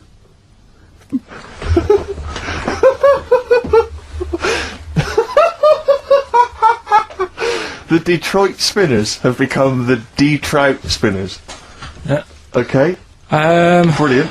And then the final bit, I'll play you some effects. They Let's went hear like this. this. Let's hear this. It's terrifying, Carl. It's simple. Well, what's happened there? What was happening? No. What's the answer? That was Born Slippy. The woman was having a baby, the doctor tried to grab it, it fell onto the floor. That's in your head, Carl. That's just a load of screams. That's in your head. Oh. Do you know what? I haven't even got onto Born Slippy. I'm still on the Trout Spinners. Well, let's put a song, that's it. I don't know what to say. Hi, welcome back to T4. Joining me next are two men who've known each other for years. They're best mates, but I think they're having some relationship troubles, and I'm going to get to the bottom of it. Welcome to Angry Chat.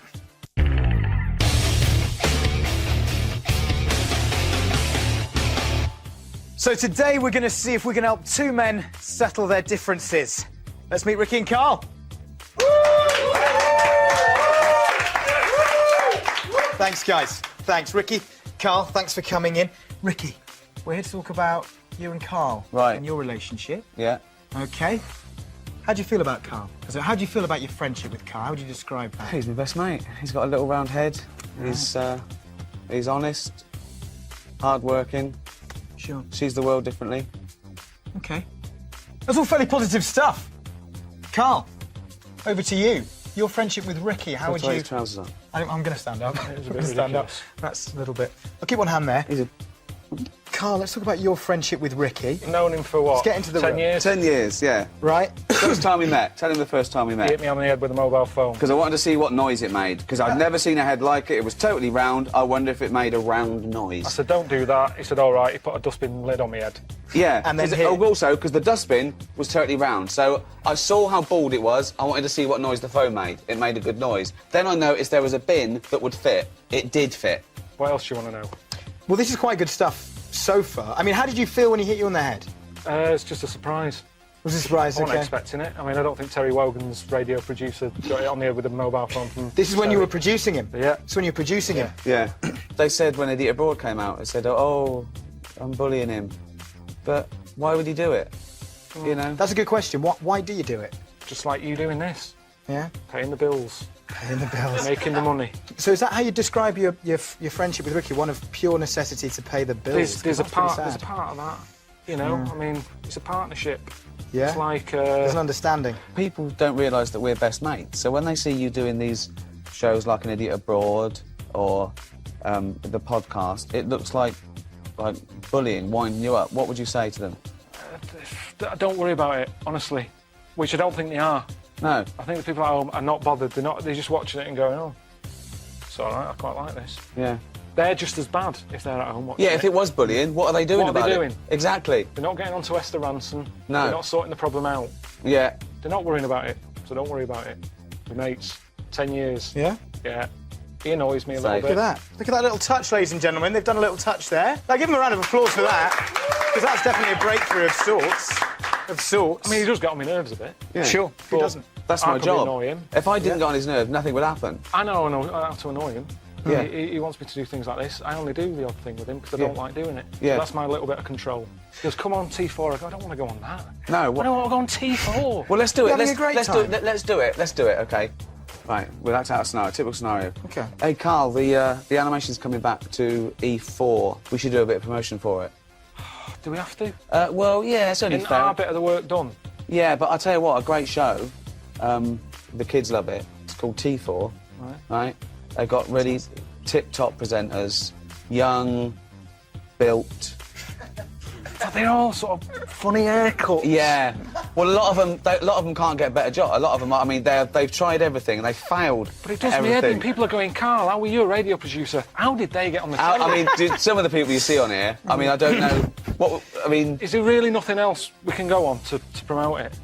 No, it's T4 or nothing, mate, because we've done it. You know, no one else will have us because it's. I mean, arguably, it's the biggest platform in youth television. It's Channel 4's flagship What's youth he- show. Who's this? Hello?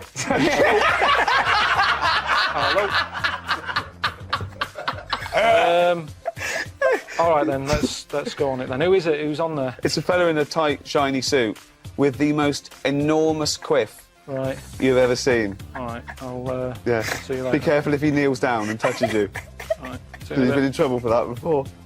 Cheers, mate. See you in a bit. See you later, mate. Okay. And on that note, I think shake on it, guys. Shake on it. Cheers. And give him another round of applause. Join us next time on Angry Chat when we ask, where are you putting your hands? With Kermit the Frog. Up now, here's the Big Bang Theory.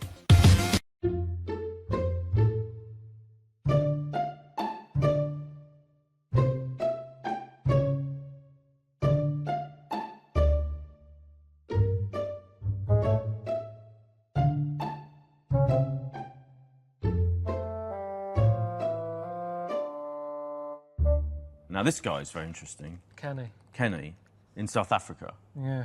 You talk about him now. He's this kind of extraordinarily rich man, isn't he? He surrounds Yeah. himself with beauties. And you talk about so Kenny asked me to get in the pool with him, you say, and all the women, so surround himself with all these women, that's just one of them there. Yeah. But I didn't like the idea of that. There wasn't really enough room to have a proper swim, as there was a woman in every space. If I had to try and do the breaststroke in the pool, that's exactly what I would have got. I don't know, for me it was, I couldn't be doing with that, having all these people around all the time. Yeah. You're quite well off now, aren't you? You've got your nice big house and everything. Has I'm all that right. made you happier than you were when Yeah, you were it was the thing that I always wanted. That was the main thing, a house. I'm not bothered about, I've told you, clothes aren't anything. I don't wear jewellery because it irritates me. Holidays, the last thing what I do when I'm not working is get on a plane because I've been flying about. So really, it's always just been the house has been the main thing that I've always wanted, my space. And I'm happy with it, and I like doing work in it, and I'm happy to have people round, but I'm happy to get them out as well. I'm really house proud. Yeah. If you come round, if I ever said come round, I say, oh, can you take your shoes off? Yeah, you're one of those. Yeah. Yeah. Straight away. Shoes off. No matter who it is. Really? Yeah, the gas man, he hates it. I bet. He's like, oh, do you know how many houses I go to? And it's like, well, if that's the case, you should have those coverers. Yeah. I'm not inviting What's you so in. special about your flooring that the shoes will... Because it's clean, isn't it? I've cleaned it. I've got a steaming mop. I've got one of those Vax mops. I keep it clean, like I say, I'm house proud. And the point is, I didn't ask for the gas meter to be in the house. I didn't ask for him to come round. I'm always sending my own readings. They're always sending an email saying to give us a reading. So why is he coming round anyway? So if you're going to come round and hassle me when I didn't ask you to come round, they don't make an appointment. They just come round and go, I'm here to read your meter. Well, bring some shoe coverers.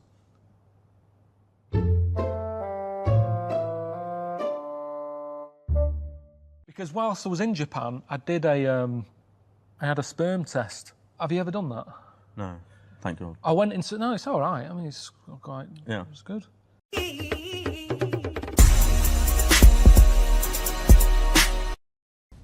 Yeah. I'm all right, yeah. What have you been doing today? Just hanging around. You look nervous. You look uneasy. Oh, I am a bit, yeah. It's not normal, is it? What? What isn't? You're asking me how my day is, and I'm a room full of people who I don't know. Yeah? Well, you're going to get to know them. You're going to get to know them really well. What, everywhere I go, these lot are coming, are they? Yeah. Well, they've got to film it. Otherwise you'd be by yourself, and we wouldn't see it on the telly. Right, Carl. I'm very jealous of your trip here, Carl, to the mighty Great Wall of China. Well, you say that, but how come I'm going and you're not doing any? Well, because we're executive producers. Yeah, we're busy. We've got other stuff going on. Mm. See, out of all the places, this is the place that I'm worried about the most. Why? Just the way they live. They're different. What, Chinese people? They just wreck everything. They make everything weird. That's what I'm worried about. Expand on this. I don't understand what you mean. Everything. Chicken. Why is it orange in Chinatown? Just the slightest thing. The chicken is orange. They eat anything. You know what I mean? Octopus. Toad. He just made that one up! No, say if I go over there, I have a bit of toad. I go, do you know what? It's quite nice, that. It's nicer than chicken. Yeah. It's going to be pretty tough to get a bit of grilled toad in this country. It could make me sort of wish for stuff that I can no longer get hold of. Have you been listening to what he's been saying there? Yeah. That he's scared to go to China in case he gets a taste for toad. And then when he comes back, he can't get toad. So I just wanted to check that you heard that. Yeah. The way they write, the letters are weird. Their alphabet's not like ours. Theirs are like someone testing out a biro. Everything's...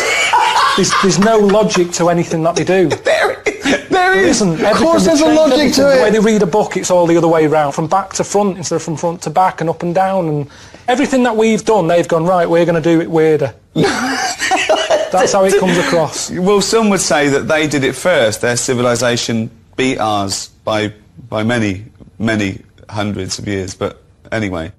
Right. Off you go. See you when you get back. Yeah. So, Ring, ring. KP Plumbing. Hiya, is that, Miss Pilkington? Yeah, it is, yeah. Hi, it's Bob here. Bob.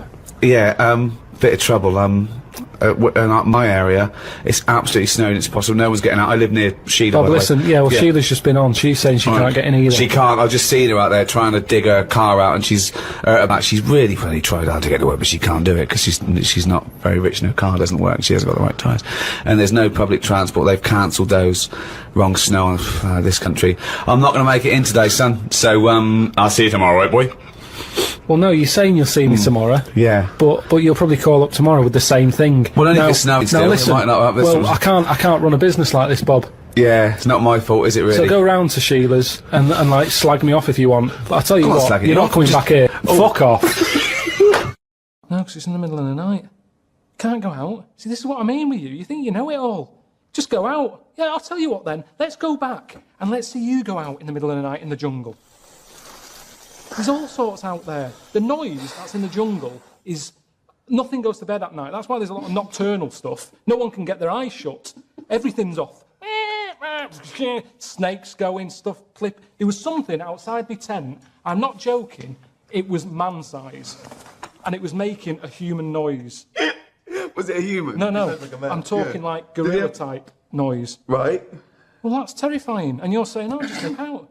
Yeah, but he could go in the tent if he wanted, couldn't he? No. What a thin sheet of nylon keeps him... All right, lads, don't go in there. They don't know, There's a bit of cloth. There's a bit of cloth. We can't get through that. Wait till he comes out for a piss. He's got an Evian bottle. We're screwed. I'm just saying, I had to empty my Evian bottle. In the morning? No, in the night, because it was only a little one like So that. you pissed in the tent and then emptied it out, so you out there anyway? Yeah, but it's just my hand going out. Going like that and coming back in again. Surely you'd rather lose your penis than your hand? No, nothing wants your penis. You'd be surprised.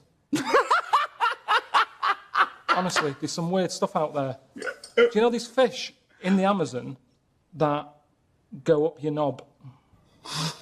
Now everyone's saying to me, you've seen the Amazon? That's amazing. Well, how come the stuff that lives in it doesn't want to live in it? They'd rather live in my knob than live in the river. So you're telling me that I'm meant to be lucky? That's what I'm saying. Nowhere's safe. You can never relax.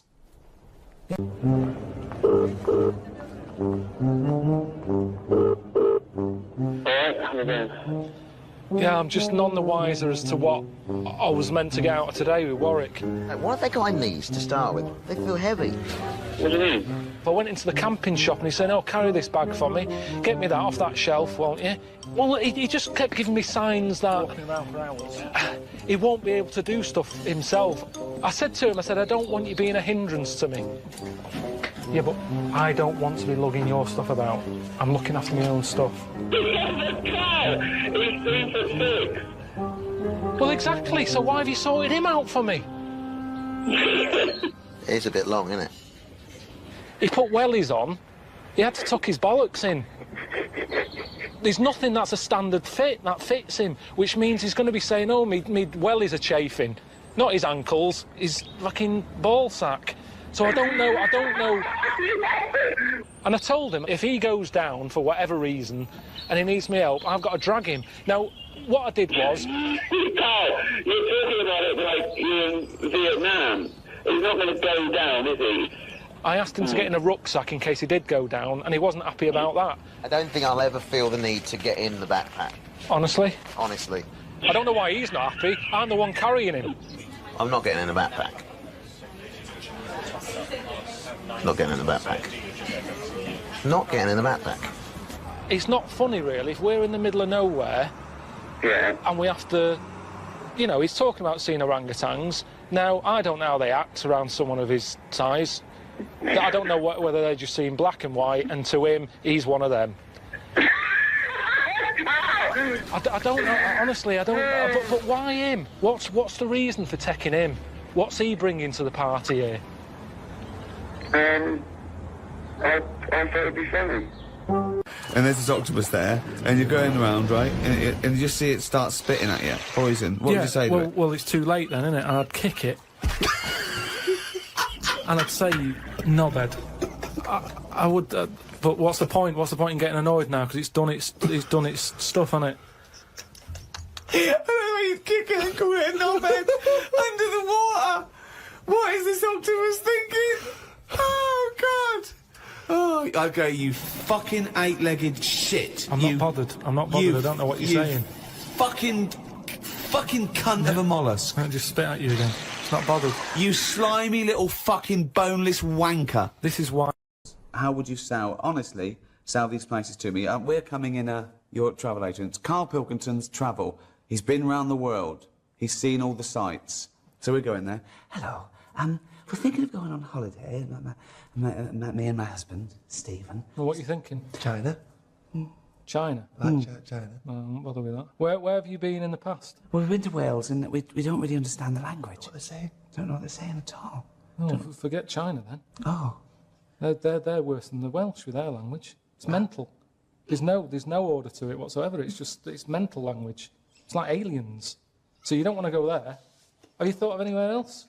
Hang on, you're supposed to be selling us a holiday to China. No, I'm not selling you. I've just got to sell you a holiday. So I'd say you don't want to go there. Okay. How old are you?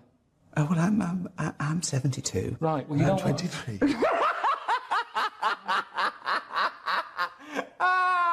Well, to be quite honest, I thought it'd be a bit more virile. Even though he's 23, his penis is actually 102. Why did he have that put on? Why did he have it put on? Is this any use? I don't know what this is. Oh, this is a break. Oh, I'm sweating. Go get something. Look, she's going to kick it. What a little shit. Go and have a word with her mum. I'm not making any more. If you were transported now into a slug, what would you do? And Suzanne, you're suddenly in the kitchen, but you're a slug, and Suzanne's sort of like there, just making tea and that. How would you let her know it's you? It's impossible. I'd just chuck myself into the salt pot or something. No, because what do you do? I'd hate that. That would be horrible, that.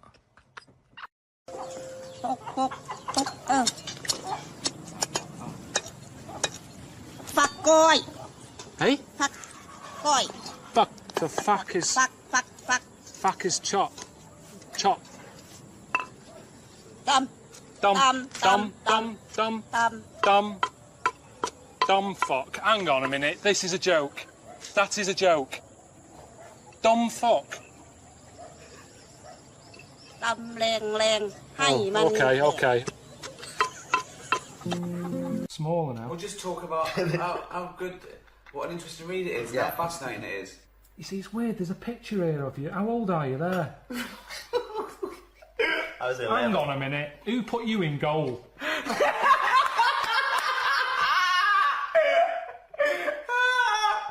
Hello, Carl. Have you got any food? Got any food? Got any sandwiches? Well, I'm I starving. have, but if I give you my sandwich, there's someone else behind you, and they'll all come out. So what are you going to do then? What are you going to do? I'm going to help you. How? What are you going to do?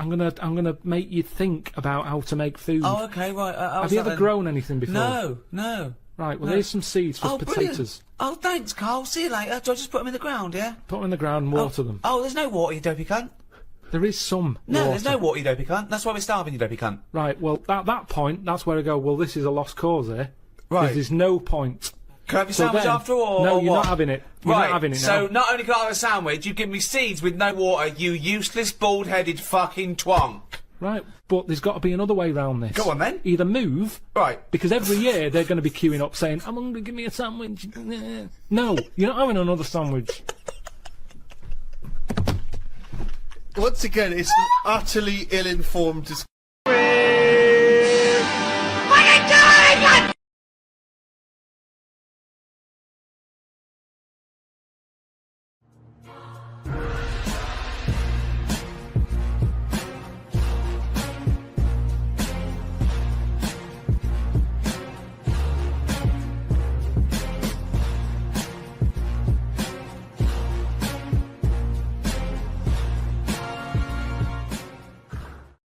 We should just explain that the point we've reached now, obviously, we did the podcasts, millions of people became fascinated listening to our conversations with Karl, and now HBO have decided that that is worthy of an animation, and they've animated those conversations. You excited to be on the coolest channel in the world?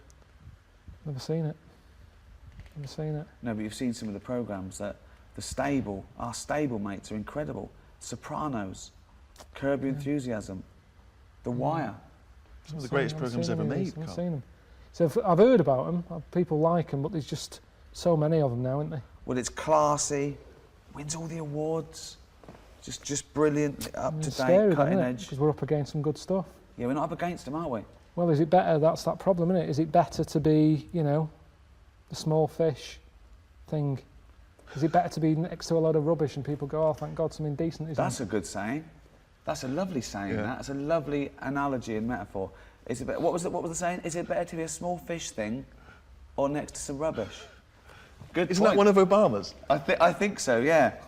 That's good. That. What was it again? You know what I mean? Go on. Well, people, it depends. No, say the saying. The saying's daft. That's why I didn't say it all. They say it's better to be. Well, they say. I didn't say. They say it's better to be a big fish in a small pond than a small fish in a big pond. Yeah. What do you but think then, of that? well, it's daft, isn't it? That's. If I was that big fish in a small pond, I'd be going, put me in the big pond. Give me. Why would you want to be a big fish in a small pond? I don't think the pond's so small that the fish can't fit in it and it's flapping around outside. It doesn't mean that, oh, me, I can't move. It means I'm in charge here. This is good. I'm the big I am in here. In a big pond, I'm nothing. There's bigger fish than me. Isn't that better? What? Just not being noticed. It's like when you see those big sort of pools of fish swimming about, and you've got a whale that goes along or a basking shark, and it goes right through them. Yeah. Don't knock about in that crowd. Be a loner. That basking shark couldn't be arsed chasing me. They'd go, I'm never going to catch that. He's on his own. Don't knock about with the crowd. Well, Go off on your own. Actually, it's better to be in a crowd. Definitely not. Yeah.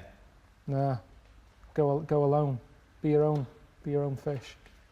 Be alone. And the basking What's shark. that saying? There's a saying coming out of this. What's the saying then? We've got word to I'd say be a small fish in a big old ocean. Yeah? Yeah. Don't stay in a pond because you're restricted. Okay, is this all part of the saying? Or are you going to... Yeah. Okay. Nothing's good about that saying. A big fish in a small pond. Well, let's face it, it's not in charge. Even the big fish in the small pond isn't in charge because it's a pond. So that means they're in someone else's garden. So they're not in charge. So it doesn't work at all. I'm going to bet. It doesn't work. It's a pond in someone else's garden. Yeah. Remember we were talking a while back about the questionnaire that is often featured at the end of the TV programme Inside the Actor's Studio. Oh, yeah. Where the host, James Lipton, always asks the same questions to every guest. And it's just supposed to sort of, get their creative, juices flowing, their mind working. We did ask Karl some of them. We never completed the questionnaire. Oh, let's I'd fire a few more at him. And that'll also introduce people to the way his mind works a little bit. Okay. What sound or noise do you love, Karl? There isn't really one that I love. Nice noises, like the ones you get, like I like going in the park, right? And you go, oh, that's nice, isn't it? And you get like bird noises and stuff. But with those bird noises comes a bit of stress, right? Because I was in there the other day, and like I say, little bird noises and that, and a little robin was there, and I thought, that's odd, that's out early, right? Because it's like sort of summertime and that. Sure. And then I thought, oh, that's nice, and I was watching it, and then it got like a little worm, right? And I was like, hey, put it down, right? Sorry, whoa! What do you mean? Why are you interfering? Why were you interfering in nature with a robin taking a worm? Just because it was a nice sunny day and that, and I thought, you see, worms normally come out when it's raining, don't they? And you go, well, I bet they're happy to die, in a way, because it's chucking it down, it's miserable. They come to the top of the soil then, don't they? Yeah. When it's miserable. But it was a sunny day. That's they don't drown, I assume. But what I was saying is, about the worm, this robin that I saw that was eating the worm, it had hold of it, and I thought, it's a sunny day and that, give the worm a break sort of thing. So I went, oh, you, like that, and it sort of dropped it in shock. But then when it realised I wasn't that near it, it picked it up again and swallowed it. And I just thought, oh, do you know what I mean? I don't know what you mean, no. I just thought, it's a sunny day and everything, normally birds are nice noises that I like, and yet there it is going about wrecking lives. Wrecking lives! It was a worm! But it just swallowed it really quickly in that, and I just thought, there's the worm. It came out, it was happy, it didn't know what was going on, and it had an extra chance, the robin dropped it, and then it got it again and ate it, and I just made me a bit fed up. Well, do you know why, don't you? You couldn't outwit a robin. The worm was going, oh, God, Karl Pilkington. So that's who's been sent to save me, is it, God? You've sent Karl Pilkington, oh, I'm dead. That's it. Okay, eat me. But all I'm saying is our bird noises are normally quite relaxing, but not for the worm. Unbelievable. That was one question.